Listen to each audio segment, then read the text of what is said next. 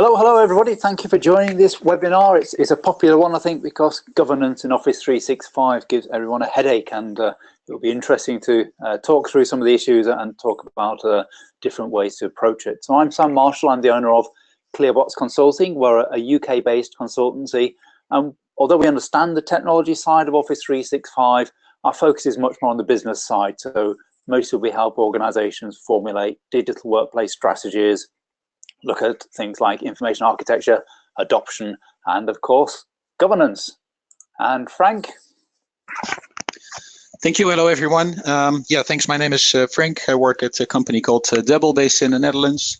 What we do is more the technical side than the implementation side. So we focus on creating standardized solutions on top of Office 365 and SharePoint. Most recognizable example would be digital workplace, your intranet, and so on. And we see a lot of companies struggling with the fact that Office 365 is such an open platform where you can go ahead and do whatever you want. We try to help them out by standardizing their strategy and their governance approach into Office 365 and SharePoint. Marvelous. Thank you, Frank. I'm glad you could join us for this month's webinar.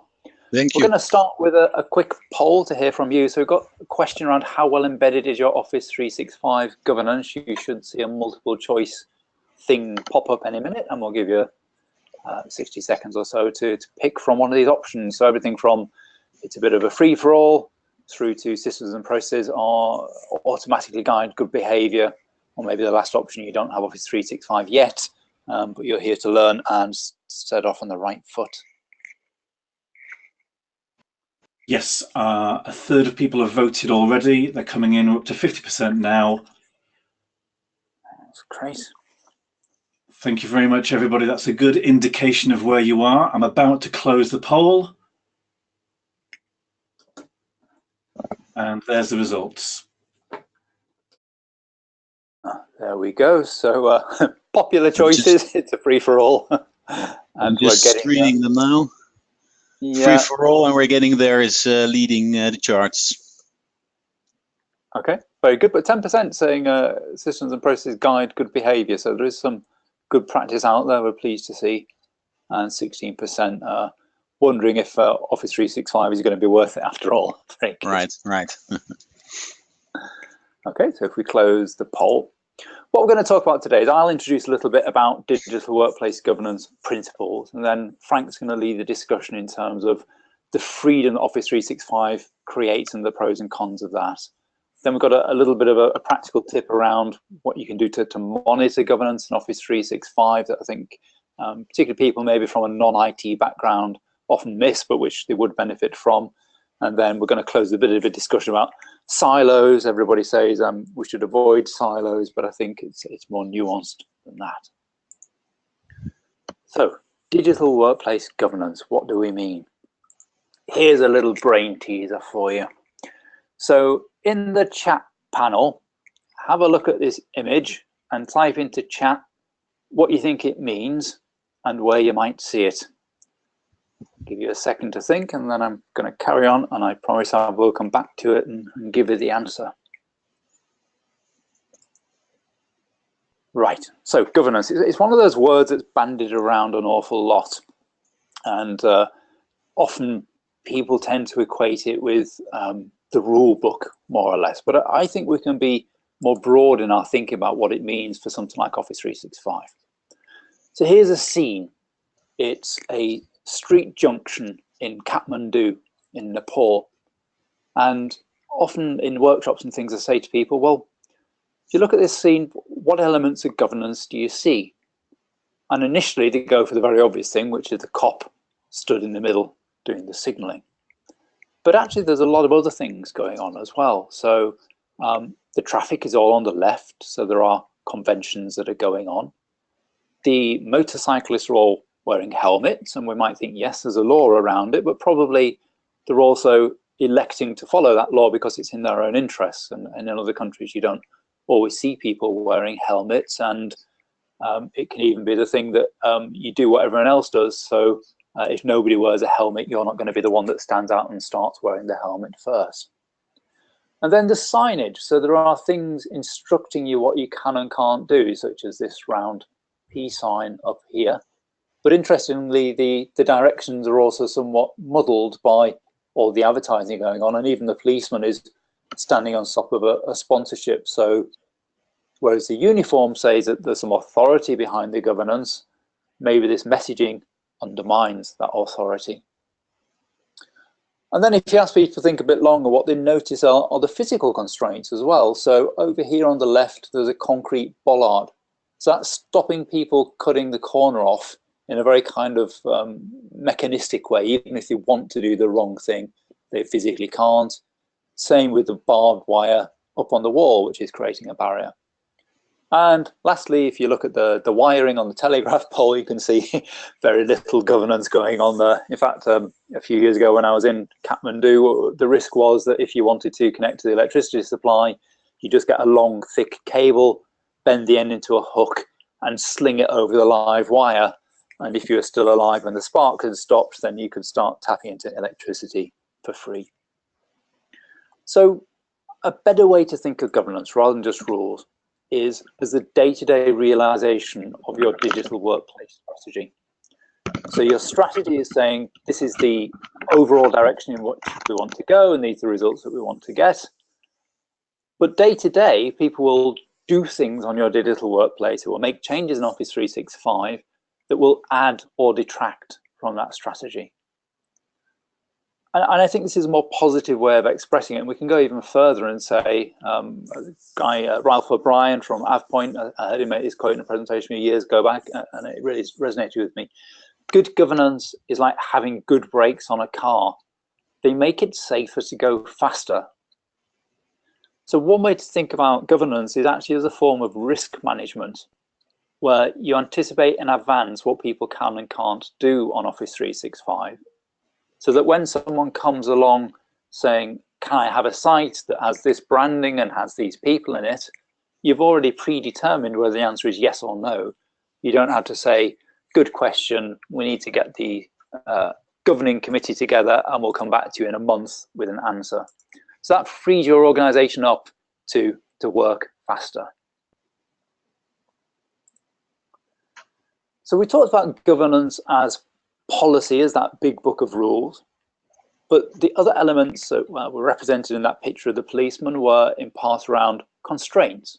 So you can configure Office 365 to stop people doing things that you don't want them to do with things like administrator permissions and templates. Then there's monitoring. So what the policeman was doing in part was looking at the behavior of the motorists and presumably intervening if they did something that was outside of the governance. And on Office 365, we're going to talk about some of the tools that you can use to see what people are doing and maybe intervene only to shape behavior of people who are doing things wrong and not bothering people who are using it in the correct way. Then there's just communication and training. So as on the roads, we rely on a level of driver skill to do the right thing. In Office 365, we have lots of options. If we want people to, for example, add metadata, then we need to make sure that they understand how to add metadata, and even better, why they should add metadata. And lastly, giving oversight to what really matters in your governance, you need some kind of steering. And the steering can also act as a point of escalation. So say, for example, you have a rule that says every site you create must have the company brand on it. And someone comes along saying, well, okay, but we want to do a charity event and the company brand is a little bit too corporate for the fun that we're trying to convey. So could we have a sub-site which is off-brand and looks more informal and even more childlike?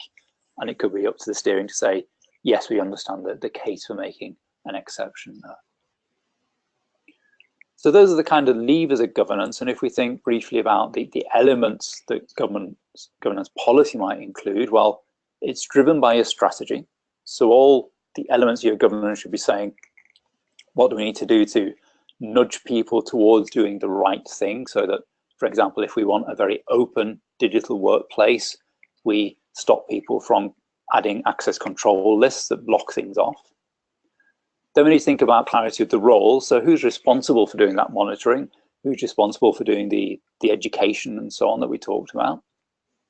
And some of that will be embodied in things like the site life cycle. So if we want really good quality content, we might say that sites need to be reviewed every 12 months, and that's a setting that you can put in place in Office 365. And we need to think about content. So often organizations will write writing standards and content guidelines. And at Clearbox, we offer, for example, training in just how to write a good headline and how to use an image in the right way so that the quality of the pages is good, without saying these are rules, but saying these are good practices that will help you achieve what you want to achieve. Supporting that, then you have information management. So how do we categorize the content properly? How do we make sure that individual articles have the right security on them and the right expiry and review processes? And we'll probably have a security policy that goes wider than digital workplace and Office 365.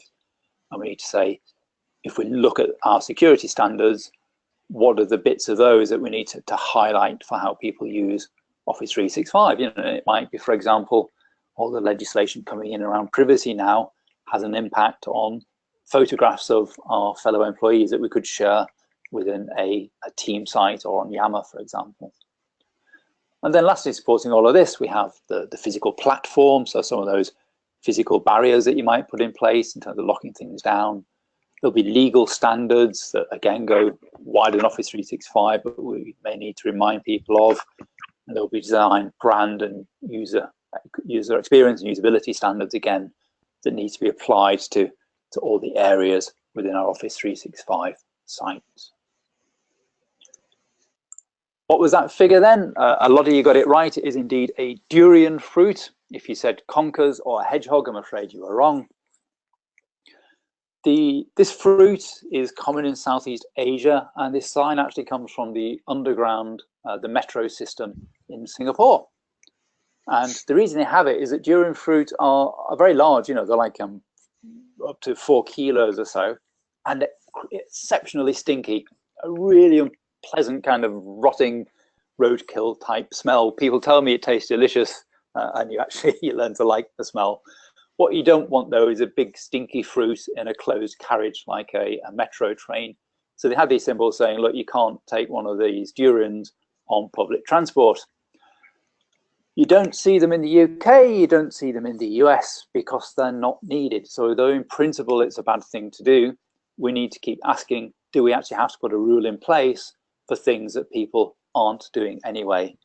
And that's the flip side of governance, of saying, well, you know, often we write very big rule books, but let's trim it back to the things where people are in danger of making the wrong decision and just focus on highlighting those instead.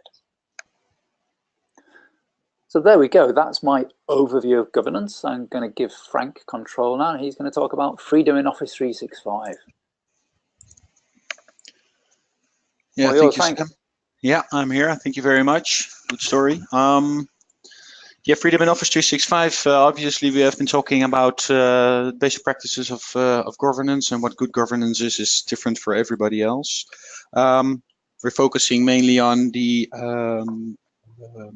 SharePoint and let's say document and collaboration centered parts of Office 365, where the platform itself contains lots of possibilities on the technical part to make sure that emails are handled properly and so on. But when we take a next step into the digital workplace and start collaborating in our teams and in projects and with customers and on our documents and so on, there is a different level of approaching governance that you want to take care of. First of all, people like to have a bit of freedom these days. We are very used to self-starting all kinds of environments and so on, which has been fueled by companies as Dropbox and Facebook, and well, we can all name them, of course, and we all felt that they were very bad because they were providing shadow IT that we could not govern. So now we have Office 365 that we can govern. We still want that freedom, and freedom is great. However, of course, there's a however.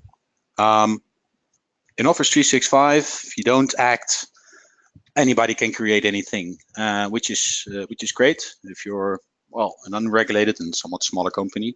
But it's just too easy, you know. There are new buttons everywhere. creating sites and teams and groups and planners and well, we can all name them, I think. And this can in fact lead to, first of all, information silos. I think we will debate on that later, Sam. Which aren't necessarily a bad thing, but if you don't govern them properly, you don't know what happens. And that's what we wanted to achieve with eliminating shadow IT. So that's one of the things that I feel, that we at Debble feel, that companies need to think about and consider. How are we going to offer our users collaboration workspaces? Are we going to allow them to invite external users and so on? That's one. This is a very important fact for companies that have legislation, that have other maybe internal rules that may apply to sharing information and so on.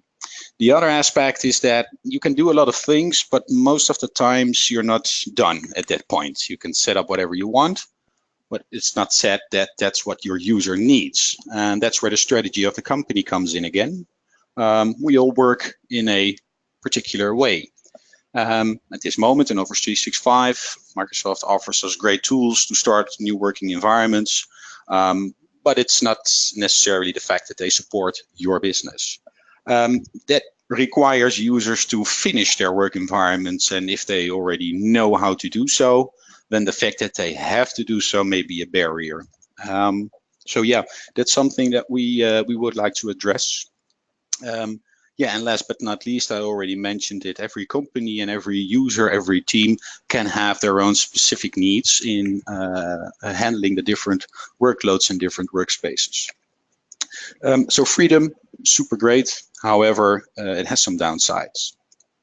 Frank, maybe I can just comment on that, because I think it's a really good point about the way in which Office 365 by default is configured isn't a good match for every company. Correct.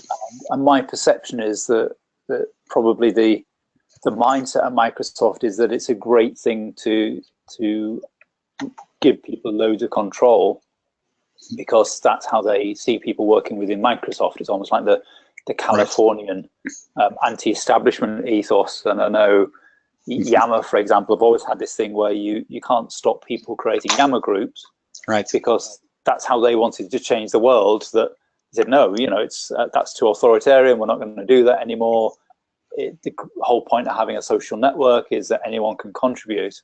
Right. And what maybe they miss is that there are many other companies where that just isn't their working culture. And right. It's not just management saying we don't want anyone creating groups. It's also employees saying, yeah, but we find that really confusing if there are 7 different groups all about same topic, women in business or right. about this product that we make.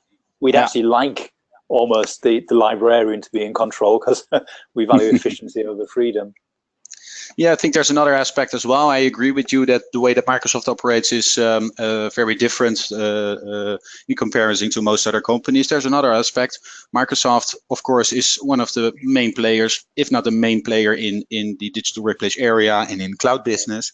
And they make out-of-the-box software. Now, can you imagine how hard it is to make out-of-the-box software for 2 or 3 billion users? You have to be very generic in your approach, because if you go too specific, then you will not be able to reach that broad of an audience, right?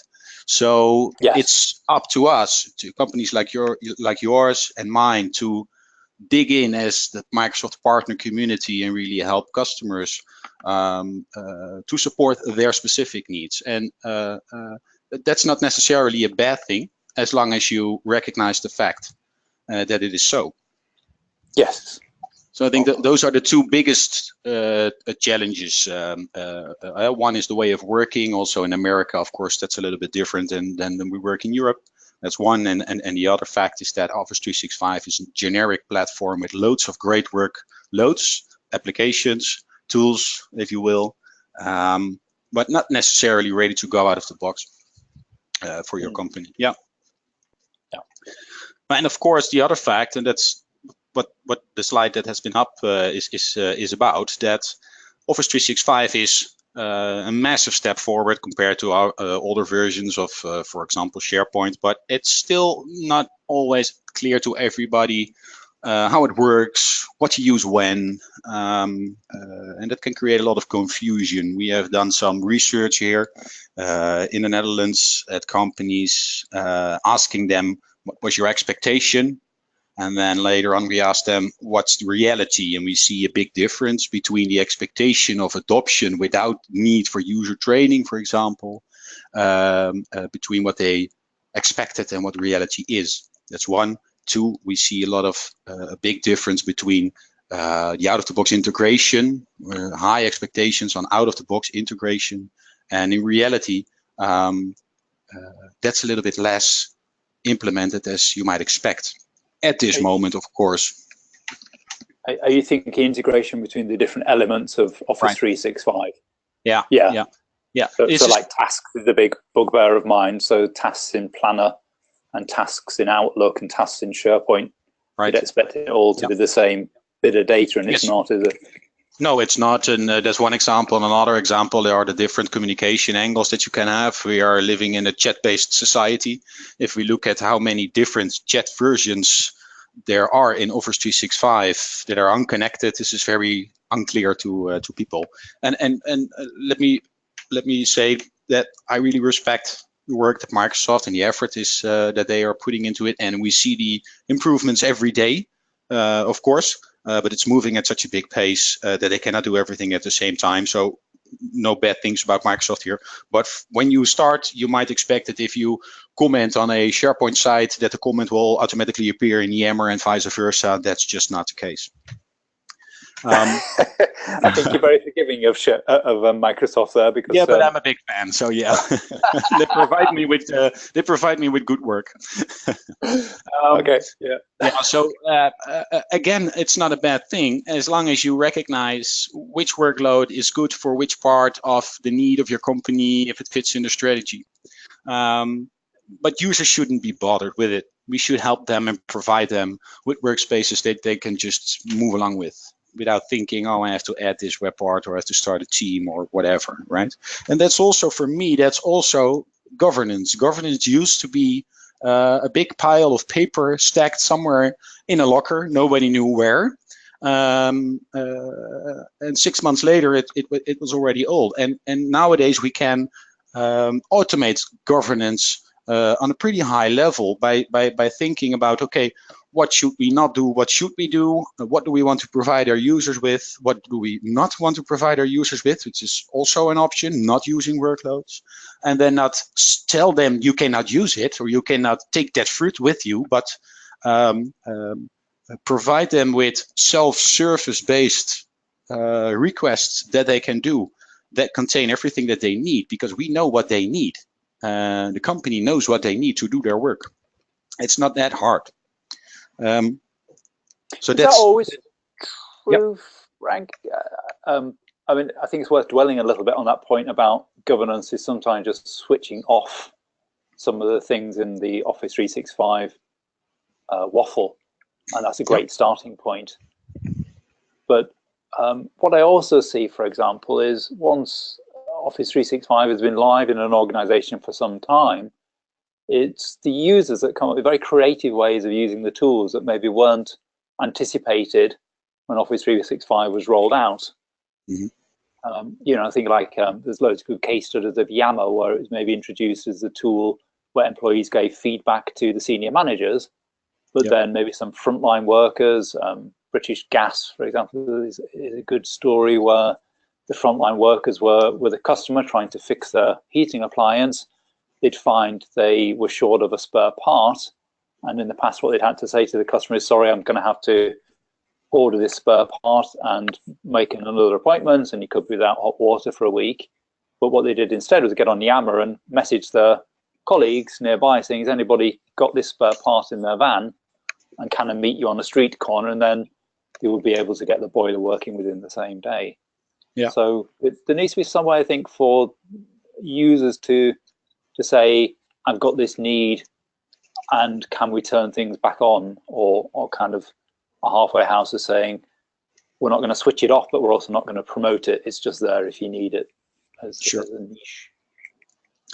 I recognize two things in what you are saying. One, what I want to respond to is that Yammer, in my opinion, is the easiest workload in Office 365 activated all the time. That's one. Two is, what I don't want to imply is that we shouldn't talk to the business and we shouldn't listen to users or ignore them and decide things for them. That's not my my statement. At every project that you do, I reckon, and that we do, every workplace that we set up, we never forget, whom are we doing this for? It's not for me, it's not for you, it's for the business. Business does not always know long-term strategy, legislation, and so on. We can help them on that. And management doesn't always know what the end user needs to excel in his work. So help us to come together and still create automated governance based on what you need, based on what we are allowed to do, what we can do, and what we want to achieve as a company.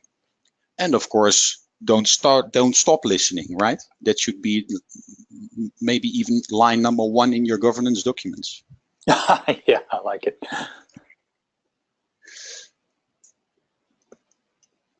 So what is good governance? Do you think good governance exists, Sam? Just out of curiosity. Have I seen any companies that get governance right, you mean? I don't think there's good governance. You always have people that are disappointed or that are excited, right? Yeah.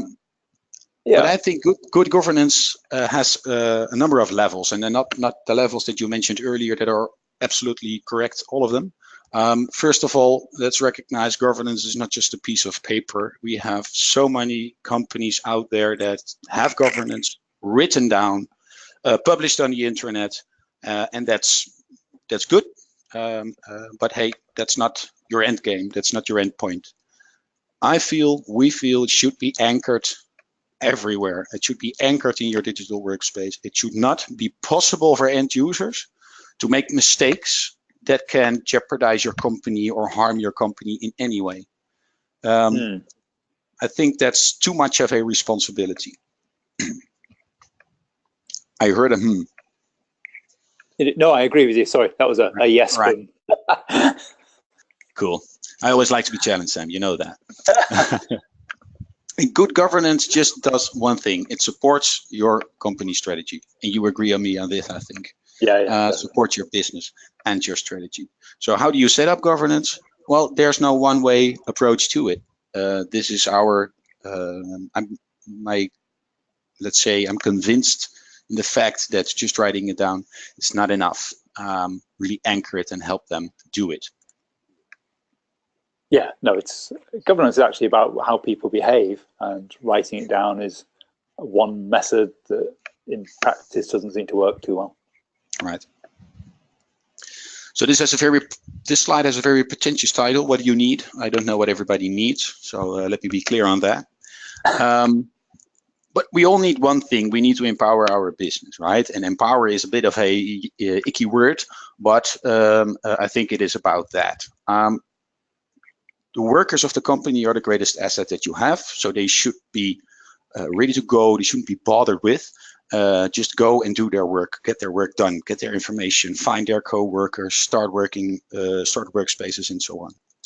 Now, if you look at SharePoint and everything around SharePoint, great way to achieve automated governance that kicks off ready-to-go workspaces is thinking about creating out-of-the-box templates. You can use Microsoft's ones, of course, if that fits for the organization. It's a great way to go. It's not that the templates are bad, but there are just 2 templates. What we see at customers is that we really support the primary processes and the primary needs and functions of business by ready-to-go templates that people in the organization can start by themselves, even without the interference of IT or without an approval workflow, if you will, right? Yeah. If we offer them those templates, and for people listening, template is nothing less than a set of functionalities and features from Office 365. Most easy example, documents, tasks, whatever you want, but can also contain some custom development that support your processes.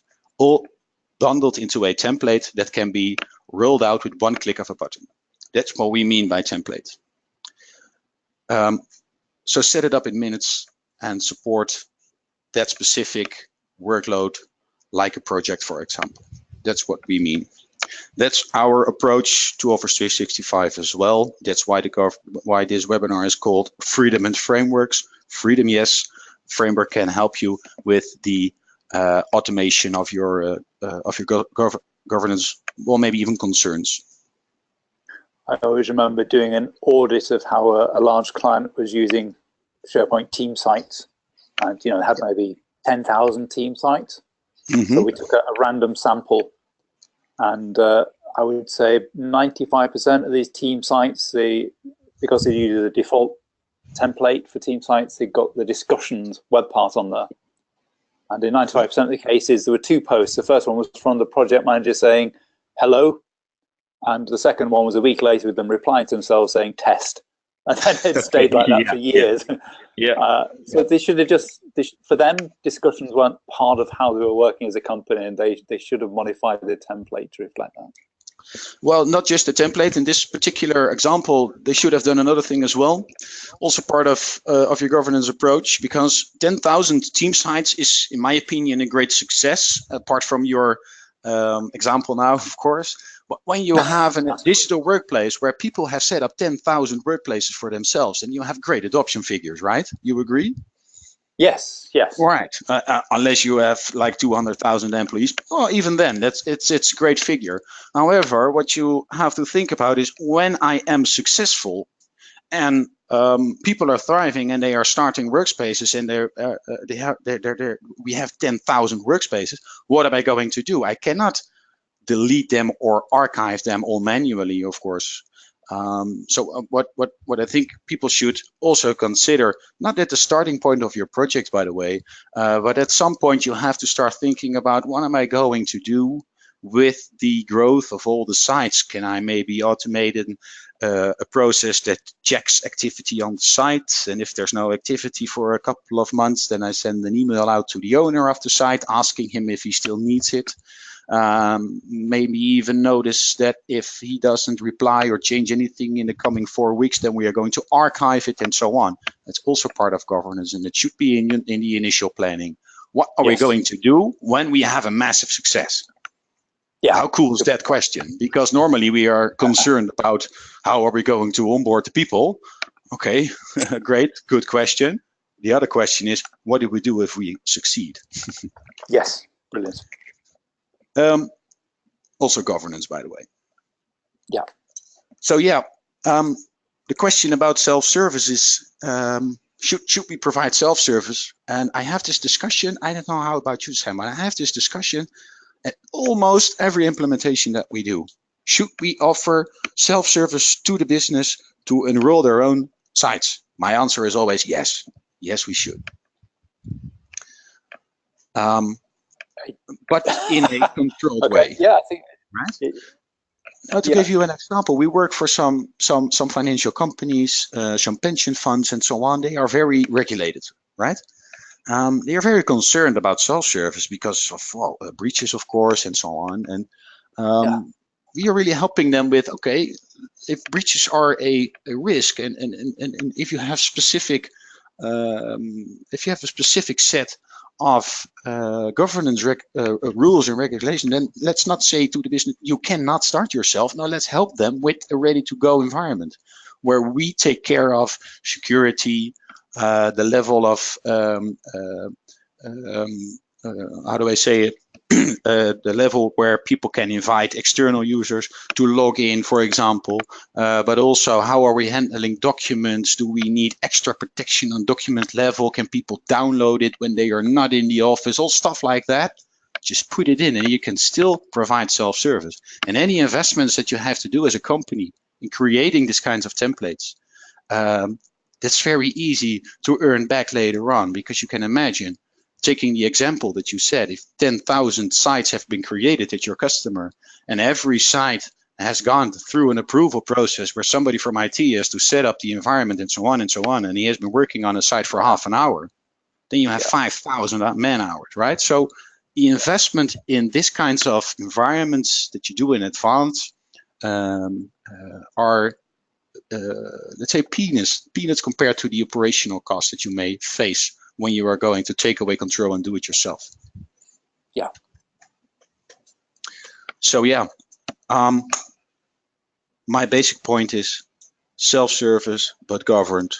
Set up workplaces for your business users that really allow them to start their work by themselves and let them excel in what they do best, but take control. And this is what you mean when you say freedom within a framework, isn't it? Right, correct. Yeah, 100% correct. I'm learning. I think we have mentioned, sorry, yeah. I'm learning, I said, carry on. Yeah. Cool. We have already mentioned some examples, but let's just have the two most mentioned ones. When we do a project, it's very different from a, let's say, a chemical company doing a project, right? The needs in that project are very different. So there is no generic project site approach in SharePoint or wherever that supports that specific project approach.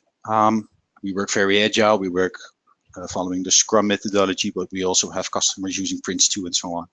So that's a very recognizable example, I think. Another one we have been discussing is the site request process. Should it be possible for everybody to start off a new site, yes or no? If yes, okay, can everybody do it? Should they have a certain role in the organization? Do you require approval and so on and so on? Not every site needs to be archived, can just be thrown away, etc. So some very, I think, recognizable examples for everyone out there.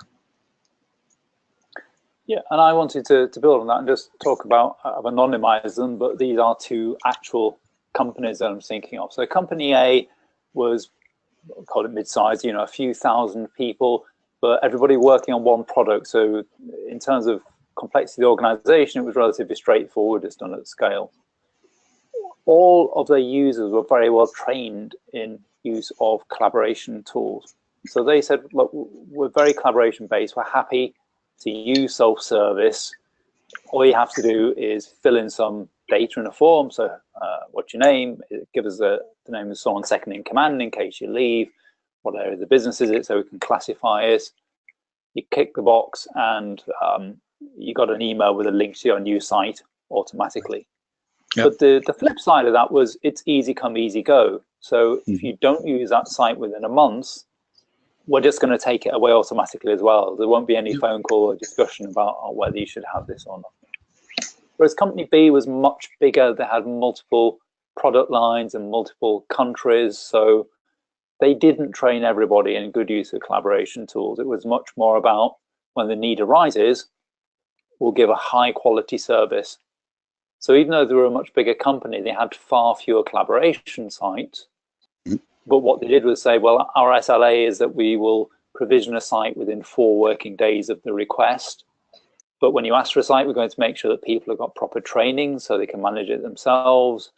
And we're going to make you fill in a much more detailed form. But in return, we'll give you some kind of internal consultancy. So it might be that you ask for a team site, but from what you described for your intended purpose, you'd be better off with a publishing site. So we'll help you set that up instead. Right. Low volume, high quality. And there's no right or wrong. I think if you look at the culture of company A versus company B, they'd come up with a set of policies that reflected how they work very nicely. Right. I recognize these kinds of examples. In company B,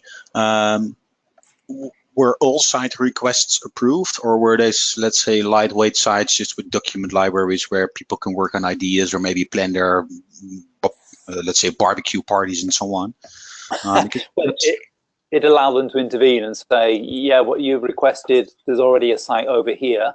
If you had your own document library within that site, everybody would find it more easily and the cost of the organization is less. Yeah. Or if they just want a barbecue site, they say, no, that should be a group on Yammer. So yeah, it's a way of for example, information architecture. Yeah, what you often see is that companies have just a limited number of, let's say, spaces, collaboration spaces. But when you look at the different types of needs that coworkers can have, you can also apply. I think you should also apply different approval rules for that. If I want to kick off a community because we are planning a skiing trip, let me just do so.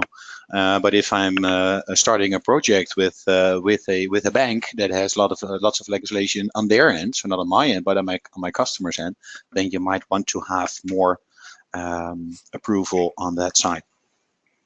Yeah. The risk, though, is that if you want, for example, lots of control over who gets a publishing site, because you don't want loads of people posting information that hasn't gone through some kind of approval workflow, and someone requests a site and you say, no, for these reasons you can't have it, right. You then open that back door to them saying, oh, well, in that case, I'll just instead request a Dropbox. A Dropbox or a Yammer space or something, and I'll do it anyway. Yeah. Or you get a team site and you set the permissions to all organization and start publishing in the team site. So yeah, the governance needs to be joined up across your different elements of Office 365, and I think that's particularly tough to do at the moment in terms of the tools available. Right. I think you are, and I'm going to translate the Dutch expression to English, and I hope that you can confirm that it means the same in English. I think you're hitting the nail on the head. Is that an expression? Yeah. It is? We do indeed, yes. You just said, when we decline a request, they will do it anyway, right? Yeah.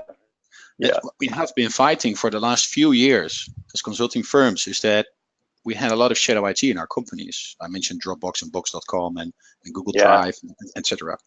So if we make the processes too hard and too complex and too constrained, they will do it anyway because they need it for their work. So I'm not always a big fan of approvals in this case, unless there is a very good reason to implement it. Because again, we will do it anyway. I am a great example myself as well. Yeah, and I think it comes back to governance isn't about saying no, it's about saying yes in the right way to. Right. That's a good one. Thank you. Yeah. Let's move on a little bit because I've got an eye on the clock, Frank, and we've got some questions coming in that I want to deal with. So thank you to everyone who's put questions in so far. Some practical things we can do about improving governance in Office 365. So one is, we've just been talking about a fairly heavyweight approval process before someone gets a site. But we could also say, well, why don't we do retrospective governance? So this is a more monitoring-driven approach.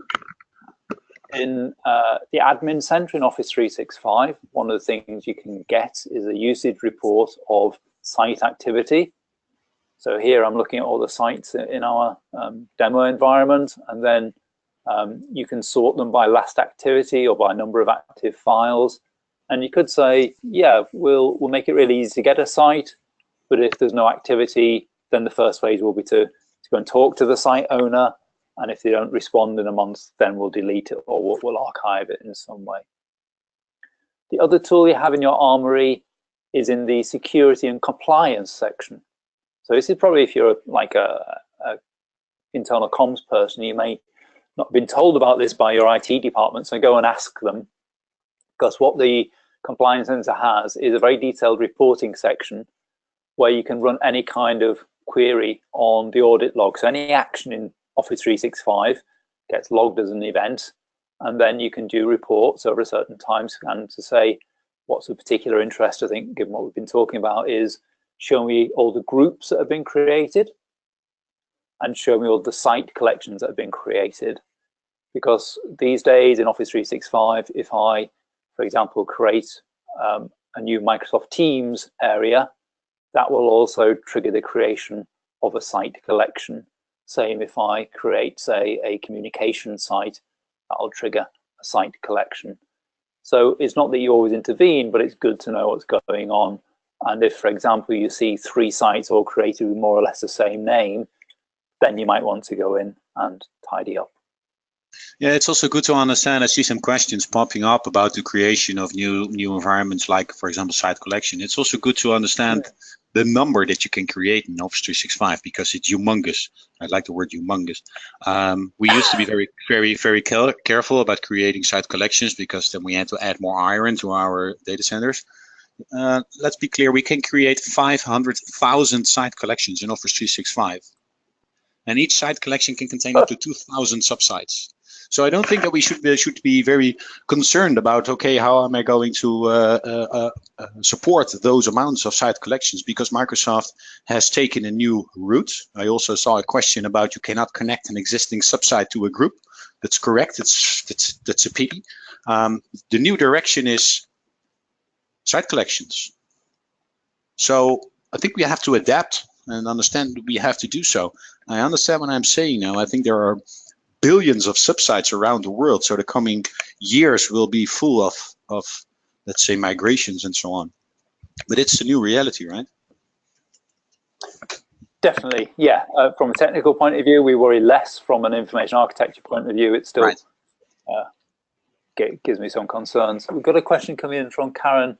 Yeah, I see it. It's a good question. Versus a team and a group. Maybe we could just deal with that, Frank, because it's on topic. Yeah, do you want me to answer it or try to answer it? Because I recognize this, and this is very well, it can feel as somewhat complex.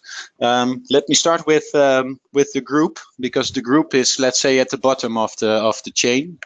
The group basically is nothing more, nothing less than a part of actually Exchange that works let's say somewhat as a service hub to connect people and different workloads to each other. So there still is an interface where you can work in a group if you go to your online Exchange or your online Outlook, for example.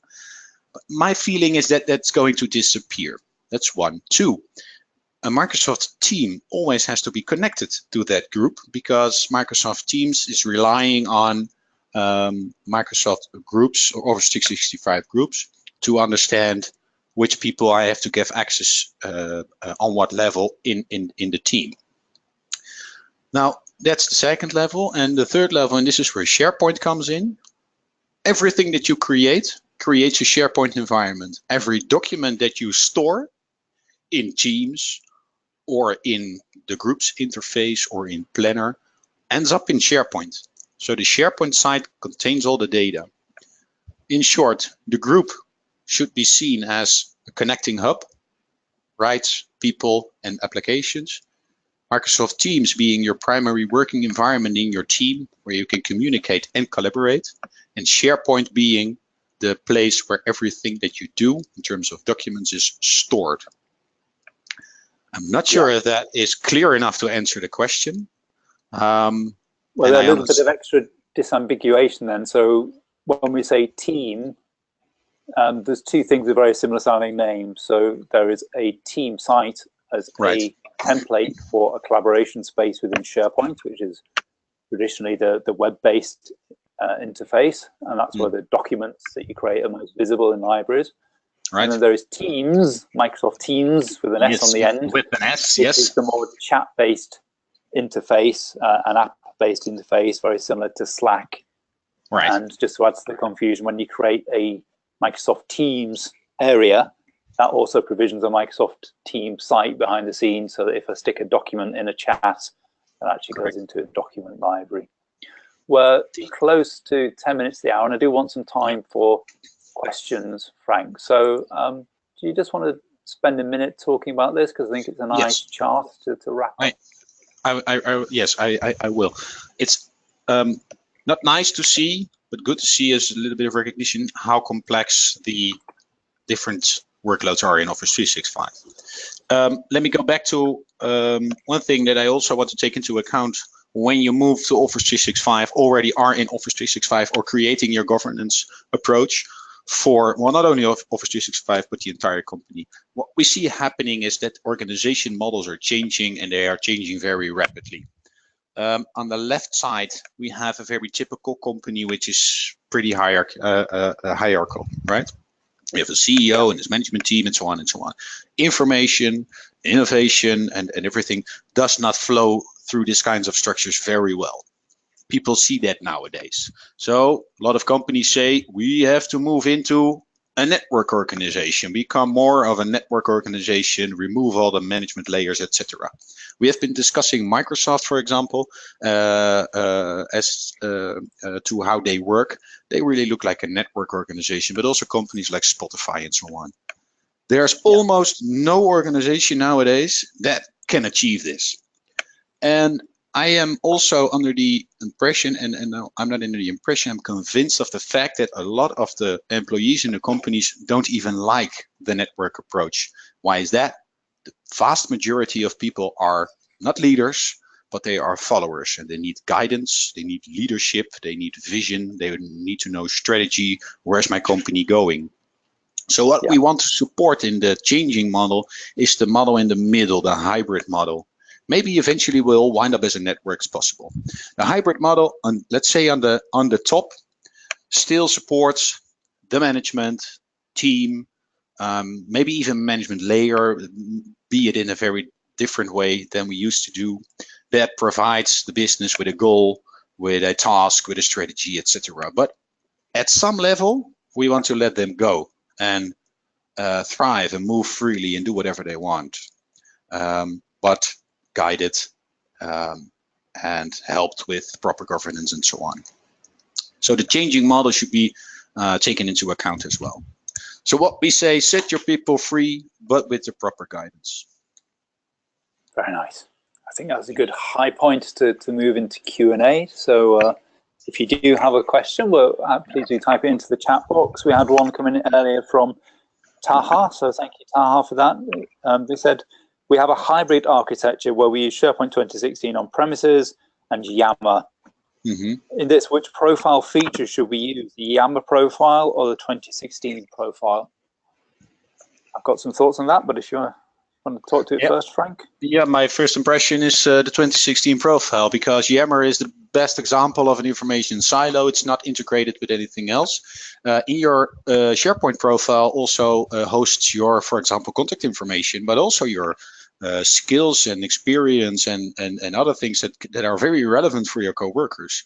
So in my opinion, I would always say go with the SharePoint profile in this case. Do you agree?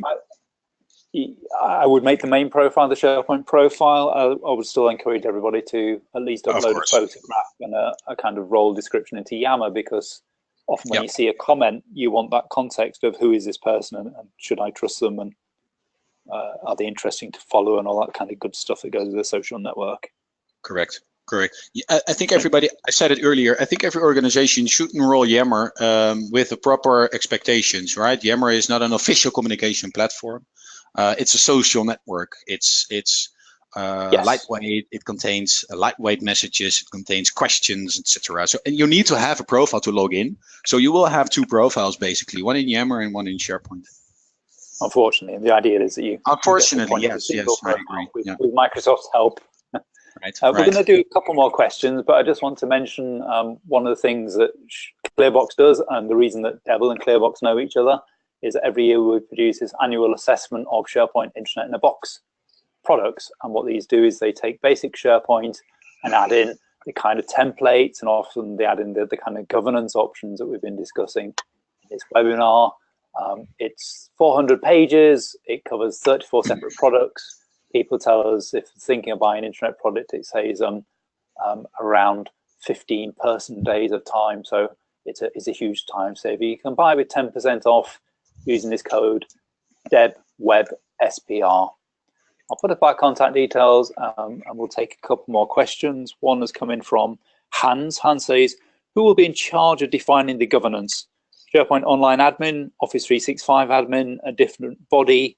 Look, I think it's really important that there is a multifunctional approach to doing this. Right. So some of the governance is going to come from legal, for example. Yes. Sorry? Yes. Yeah, I agree. Not only from the technical part of the company, of course, it's a very important way, but more, I think let's say the admins are more important when it comes to how can I implement this. Then it comes to what should be my approach. I think legal, the business, leadership is the main stakeholder in determining what the governance rules should be. And that we from IT, because I'm from IT as well, we should provide that and help them with implementing that. Yes. IT need to protect the platform and protect the service. So there'll be some things where they say we can't allow that. But a lot of it will talk into business saying, what outcome do you want? If you want a very open kind of culture, then we need to make the governance settings also open. And Christian asks, are there any other tools to control or exert governance except usage reports and audit logs? Well, I think that's why Franck was emphasizing the use of templates and turning things on and off as a basic approach. And I see those similar to the driving analogy of where you build concrete blocks in the middle to say it's safe to drive on this part, it's not safe to drive on another part. So yes, for example, take something like a publishing site template and a team site template and customize it, make it your own company's template rather than the one that Microsoft brings. I agree. Yeah. There's also a nice question from Rebecca, actually. What the approach is to achieve, let's say, the hybrid organization, and her question is champions, and I'm a little bit surprised. It's because I actually did a presentation about a year ago about this changing organization model, and actually the champion model, I call them influencers, is a very big, can be a very big help in achieving a model like this, and that is due to the fact that, like I mentioned earlier, the vast majority are not influencers or champions or leaders. They are followers, and they are following people and not corporate organizations. So find the champions or the influencers, however you want to call them, give them a podium and measure what they have impact on. Not only who they have impact on, but also about what topics, for example, they have impact on. And that can help you in terms of communication, but also in terms of knowledge management and collaboration to get the most out of the groups of people that follow them. So it's a great question. It is. And governance by people and understanding and conversation and helping them achieve what they want to achieve in the right way is definitely the way to go. We are on the hour. Franck, thank you ever so much. That's been a really interesting discussion. To everyone who tuned in, thank you very much for joining us. We hope you found that useful. And we will follow up with the slides and with the video. Thank you again and have a good day.